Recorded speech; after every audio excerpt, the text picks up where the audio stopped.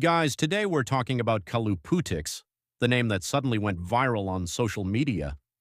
But who is he and how did he become so famous?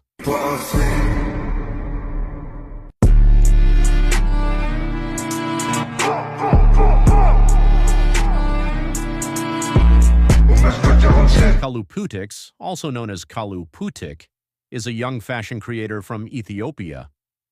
What makes him different is that he creates unique fashion outfits using recycled and waste materials like plastic, wires, cardboard, and scrap items.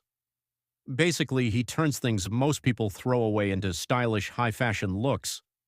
The reason he went viral was his creative transformation videos.